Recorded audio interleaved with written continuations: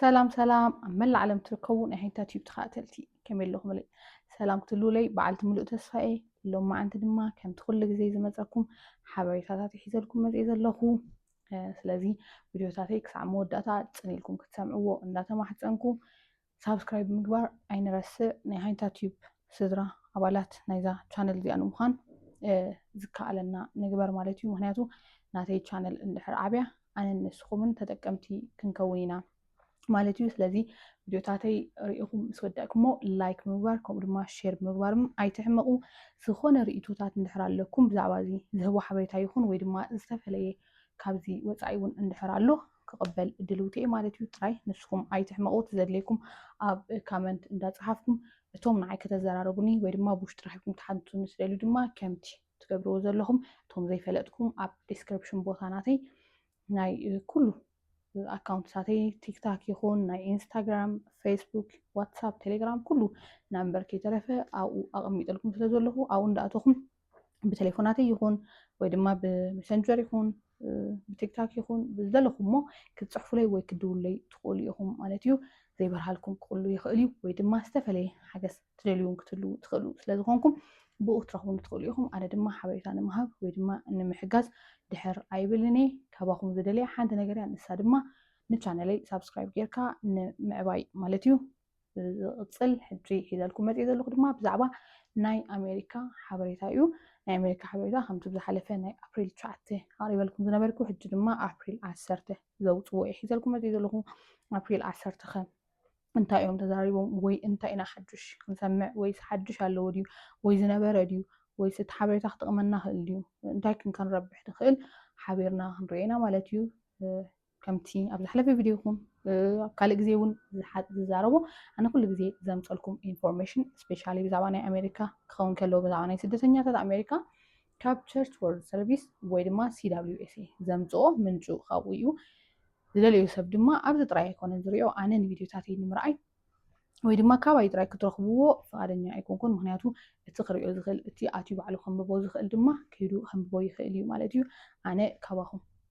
ዝርብሖ ወይ ድማ ካባኹም ክጥቀም ኢለ ዝሰርሖ ነገር የለን እንታይ ደኣ ብዝተኻእለ መጠን እቲ ሰብ ሓበሬታ ኣብ ግዚኡ ክበፅሖ ካልኣይ ድማ እቲ ክርድኦ ዘይክእል ከዓ ቁሩብ መረዳእታ ሒዘሉ ንክመፅእ ንምባል ዳ እዩ እምበር እቲ ምንጩ ኩሉ ግዜ ኣብ ሊንክ እውን ይገድፈልኩም እየ ኣብ ሊንኩ ኣትይኹም ኣብ ካልእ ቪድዮታተይ እውን ክትረኽቦ ትኽእሉ ኢኹም እንተኽኢለ ብዛ ቪድዮ እውን ከቐምጠልኩም እየ ሊንክ ናይ ቸርች ወርልድ ሰርቪስ ማለት እዩ ኣብ ረጅስተር ጌርኩም እንድሕር ኣባላት ናይቲ ፔጅ ወይ ድማ ናይቲ ናቶም እንድሕር ኮይንኩም ብመዓልታዊ ካብ ሶኒ ክሳብ ሓሙስ ዓርቢ ቀዳመት ሰንበት ጥራይ እምበር ካብ ሶኒ ክሳብ ሓሙስ ዘሎ ናይ ስደተኛታት ሓበሬታ ብኢሜል ክለኣኸኩም እዩ ማለት እዩ ብኢሜል እንዳመፀ መዓልታዊ ክትከታተልዎ ትኽእሉ ኢኹም እንታይ ይብሉ ኣለዉ ትኽኢሉ ካብኦም ምንጭ ክመፀኩም ይኽእል እዩ ስለዚ ንሱታት እውን ክትጥቀሙ ትኽእሉ ኢኹም እቶም ብዓቕምኩም ርኢኹም ክትርድእዎ ትኽእሉ ማለት እዩ እቲ ካባይ ዝፅበ ድማ ኣነ ኣብ ሰዓቱ ከቕርበልኩም ተስፋ ይገብር ቁሩብ ይድንጉለኹ እየ ንሱ ድማ ንእሽተይ ናይ ውልቂ ጉዳያተይ ስለዝኾነ የቕሬታ እንዳሓተትኩ ስለዚ ሎሚ ንዛረበሉ ብዛዕባ ኣፕሪል 10 ዝወፀ ናይ ኣሜሪካ ጉዳይ እዩ ማለት እዩ ፅኒኢልኩም ስምዑኒ እቲ ናይ ኣሜሪካ መደባት መደብ ስደተኛታት ሬፊጂ ፕሮግራም ገና ተዓጊቱ እዩ ዘሎ ገሊኦም ዕቑባታት ግዝያዊ ጥራይ እዮም ሓድሽ ናይ ሕጊ ክሲ ድማ ንኩሉ ነገር ክቕይሮ ይኽእል እዩ ስደተኛ ወይ ሓታትዩ ዕቑባ እንትኾንካ እዚ እዋናዊ ሓበሬታ እዚ ንዓኻ ኣገዳሲ እዩ ይብለና ማለት እዩ ቸርች ወርልድ ሰርቪስ ስለዚ ከማይ ነዚ ነገር ትፅበዩ ስደተኛታት ከም ዘለኹም ኣይጠራጠርኒ ይፈልጥ እየ ምክንያቱ ምስ ብዙሓት ሰባት ኮንታክት ስለዘለኒ ኣብዚ ኣብ ኬንያ ኣብ ዩጋንዳ ዝተፈላለየ ሃገራት ናይ ኣፍሪቃ ማለት እዩ ዘንጠቐስኩልኩም ኮይነ ዝተፈላለየ ሃገራት ናይ ኣፍሪቃ እውን ብዙሓት ከምቲ ዝበልኩም ብውልቂ ንዓይ ትረኽብኒ ብዙሓት ንፋለጥ ብዙሓት ሓሳባት ንለዋወጥ ሓበሬታ ንለዋወጥ ብዙሓት ሰባት ኣለኹም ኢኹም ኣነ ዝፈልጦ ጥራይ ዘይኮነ ግን ዘይንፋለጥ ኣነ ዘይፈልጠኩም ንስኩም ዘይትፈልጡን ብዙሓት በዚ ጉዳይ እዚ ተዓጊድኩም ደው ኢልኩም ከም ዘለኹም ይፈልጥ እየ ፍሉጥ ነገራት እዩ ምክንያቱ ክሳብ ክንደይ ህዝቢ ከም ዝፈተነ በዚ ፕሮሰስ እዚ ስለዝፈልጦ ማለት እዩ ስለዚ ብዙሓት ጠጠው ዝበልኩም ኣለኹም ከምቲ ንፈልጦ ካብ መጀመርያ ሳብሚት ኢልካ ዘሎ ድሕሪኡ መጀመርያ ወረቐትካ እቲኻ ናይ ኣሜሪካ ካብ ሳብሚት ጀሚርካ ድሕሪኡ ዘሎ መስራሓት ብምሉኡ ክሳብ ፍላይ ዘሎ ማለት እዩ ዘሎ መስራሓት ደው ዝበልኩም ብዙሓት ኣለኹም ኢኹም ስለዚ እዚ ነገር እዚ ንመን ኣገዳሲ እዩ ንዓይን ንዓኻትኩምን ማለት እዩ ንምንታይ ኩሉ ግዜ ተፈቂዱ ወይ ተጀሚሩ ጥራይ ኣይኮንናን ክንሰምዕ ክንፅበ ዘለና እሱ ናይ ኩለና ድሌትን ትፅቢትን እዩ ኦፍኮርስ ግን ንሱ ጥራይ ዘይኮንና ክንፅበ ዘለና እንታይ ደኣ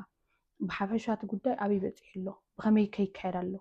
أنفت كان تاي مثل زحلف زنو نجارات كان تايو حدا زين إحنا هنجابهم زلنا نجارات كان تايوم كده محترين كم تقولنا نفلتو بس بروسيس زلنا زبز حسابي فلتو إذا بالجمد علني انتهي بالنيرو ዝኾነ ዝወፅእ ሓበሬታታት ነይሩ ፈርሙ ሳይን ግበሩ ቴክ ኣክሽን ዝብል ነይሩ ድምፅኹም ሃቡ ዝብል ነይሩ እዩ ስለዚ እዚ ንባዕሉ እንታይ እዩ እንድሕር ፈሊጥናዮ ንኩልና እዩ ዝምልከት ናይ ኩልና ኣብዚ ዘለና ኣብኡ ዘሎ ድምፂ ድማ ውፅኢታዊ ክኸውን ይኽእል እዩ ስለዚ እዚ ነገራት ኣሎ ጥሪልካ ናብቲ ቅድሚ ምብፃሕና ዝሕለፍ ነገራት ስለ ዘሎ እሺ ዘይምባል ኩሉ ዝወፅእ ድማ ኣገዳሲ እዩ ብዙሓት ሰባት ኣለኹም ኢኹም እንድሕር ናይ እንግሊሽ ክእለት ኣለኩም ወይ ድማ ሪኢኹም ክትብልዎ እንተደሊኹም ድማ ኣነ ዘምፅኦት ምንጪ ካብ ቸርች ወርልድ ሰርቪስ እዩ ቸርች ወርልድ ሰርቪስ ናባኹም ዘምፅእ ሓበሬታ ካውየ ዘምፅኦ ስለዚ ንዕኡ ካብኡ ኣትኩም ክትከታተሉ ትኽእሉ ኢኹም እቲ ኣነ ዘቕርቦ ነቲ ይርድኦ ወይ ድማ ክፈልጦ ዘይክእል ወይ ድማ ኣትዩ ዘይብሎ እየ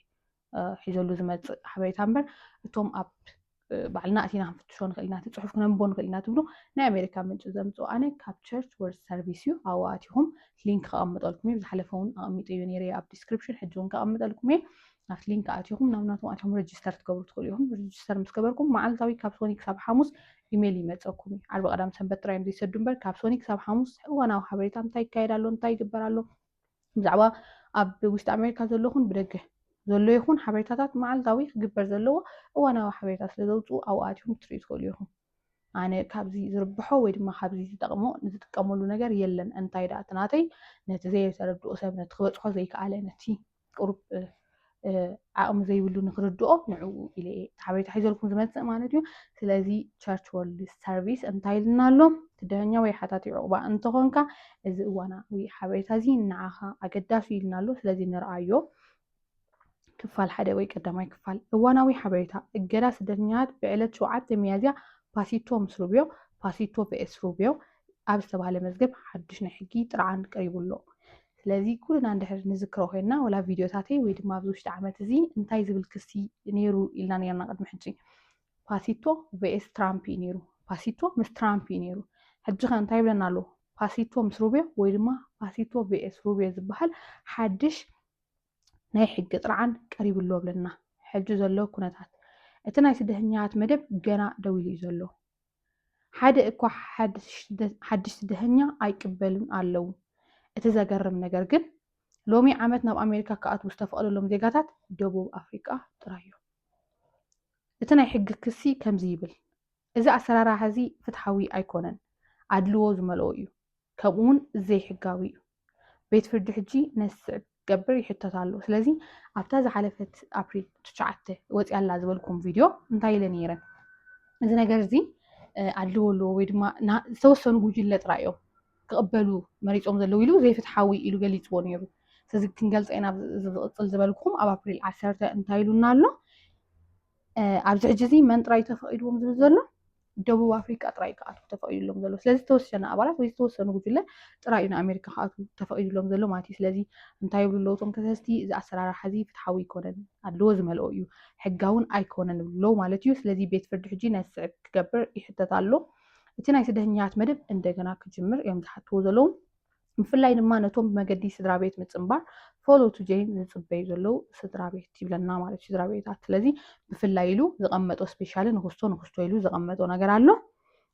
እንተዘይኮይኑ ግን ብሓፈሻት ናይ ስደተኛ ክልተ ኢሉ ዘሎ ሓደ ናይ ስደተኛታት ክጅምር ካልኣይ ድማ ስፔሻሊ ወይ ድማ ብፍላይ ኢሉካ ነዚኦም ዝበሎም ማለት እዩ ንፈሎ ቱ ጆይን ወይ ድማ ስድራ ቤት ምፅምባር ዝበሃል ድማ ዝፅበዩ ዘለው ስድራ ቤታት ናቶም ከዓ ብፍላይ ንዕኦም ክጅምር ከም ዘለዎ ድማ ኣስሪሮም ይሓቱ ኣለዉ ማለት እዩ ግን ንግዚኡ ክሳብ ሕጂ ዝተቐየረ ነገር የለን ንግዚኡ እንታይ እዚ ነገር እዚ ኣብ ሕቶ ወይ ኣብ ጥርዓን እዩ ዘሎ እምበር ወላ ሓንቲ ዝተቐየረ ነገር የለን ማለት እዩ ካልኣይ ክፋል ቲፒኤስ ግዝያዊ ናይ ዕቑባ ኩነታት ሂደት ዝሕጉዝ ዜና ኣሎ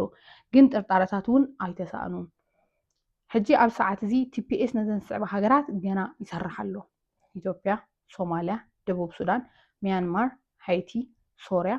እዚ ማለት ድማ ገለ ክትፀንሑ ትኽእሉ ኢኹም ግና ክትሰርሑ ትኽእሉ ኢኹም ግን እዚ ዝብለና ሕጂ ብዛዕባ እቲ ኣብኡ ዘለው እዮም ኣብ ውሽጢ ኣሜሪካ ዘለው እዩ ገና ክትፀንሑ ትኽእሉ ኢኹም ግና ክትሰርሑ ትኽእሉ ኢኹም ገና ክትሰርሑ ትኽእሉ ኢኹም ግን ናይ የመን TPS بعلت 4 ጉንበት 2026 ከብቅዕ እዩ ናይ የመን TPS بعلت 4 ጉንበት 2026 ከብቅዕ እዩ ላዕለዋይ ቤት ፍርዲ ድማ ቀረባ እዋን ብዛዕባ ሃይቲን ሶራን ውሳነ ክህብ እዩ እዚ ውሳነ እዚ ንብዙሓት ሃገራት ክጸሉ ይኽእል እዩ ሳልሳይ ክፋል መጠንቀቕታ ማእሰርቲ ICE ጥንቁቓት ኩኑ ዘንበም ዘለኹ ሕጂ ንመኒን ተናይ መጀመርያ ነቲ ብደገ ድጽበደሉን እዚ እንካ ካልአይትን ሳልሰይትን ድማ ነቲ ኣብ ውሽጢ ኣሜሪካን ዘሎ ማለት እዩ ስለዚ እዚ ኣነ ዝህቦ ዘለኹ ሓበሬታ ወይ ድማ ቸርች ወርልድ ሰርቪስ ዝህቦ ዘለዉ ምንጭ ካብኦም ኣነ ምጽእ ዘለኹ ድማ ንኹሉ ዝምልከት ነቲ ደህኛ ውሽጢ ኣሜሪካ ዘሎ ነቲ ብደገ ደሎ ስለዚ እቶም ኣብ ውሽጢ ኣሜሪካ ዘለኹም እዚ ሓበሬታ እዚ ክትሰምዕዎ ይምሕፀን ማለት እዩ መጠንቀቕታ ማእሰርቲ ICE ጥንቁቓት ኩኑ ICE ገና ማእሰርቲ ይፍጽም ኣሎ ኣብ ጥቓ ናይ ኢሚግሬሽን ኣብያተ ፍርዲ ኣብ ዝተፈላለዩ ቦታታት ምንም እኳ ሓደ ናይ መንግስቲ ክፍሊ ኣብ ኣብያተ ፍርዲ ማእሰርቲ ክግበር የብሉን እንተበለ ካልእ ክፍሊ ግን ምእሳር ክቅጽል ኢና ይብል ኣሎ ስለዚ ክትንቀቑ ኣለኩም እሞ እንታይ ክትገብሩ ኣለኩም ኣብ ናይ ቤት ፍርዲ ቆጠራኹም መሃድ ኣይተቋርጹ ምስ ጠበቓ ክዛረቡ ፈትኑ ንቑሓት ኩኑ ከምኡውን ናይ ድሕነት መደብ ሴፍቲ ፕላን ይሃልኩም ይብለና ኣሎ ማለት እዩ እዚ ነቶም ኣብ ውሽጢ ኣሜሪካ ዘለኹም እዩ ስለዚ በዚ ዝብለኩም ዘለኹም መሰረት ወይ ድማ ቤት ቸርች ወርልድ ሰርቪስ ዝብሎ ዘሎ መሰረት እንተኸድኩም ጽቡቕ እዩ ማለት እዩ ብጥንቃቐ ዝተሓወሶ መገዲ ራብዓይ ክፋል እዋናዊ ሓበሬታ CBP 1 ፓሮል እዋናዊ ሓበሬታ CBP 1 ፓሮል ኣብዚ ኣገዳሲ ሓበሬታ ኣሎ መንግስቲ ነቲ መገዲ CBP 1 ኣፕ ዝወሃብ ነበረ ፓሮል ክስርዞ ምስ ፈተነ ዳኛ እዚ ተግባር እዚ ዘይሕጋዊ እዩ ኢሉ ወሲኑሎ ስለዚ ሕጂ ገሊኦም ሰባት ፓሮል ናይ ምርካብ መሰሎም ንግዚኡ ተመሊሱሎም ኣሎ እዚ ማለት ናይ ምስጓጉ ሓደጋ እየበልኩምን ንሕጂ ጥራዩ ግን ናይ ምስጓጉ ሓደጋ እየበልኩምን ካልኣይ ናይ ስራሕ ፍቃድ ክትሓቱ ትኽእሉ ኢኹም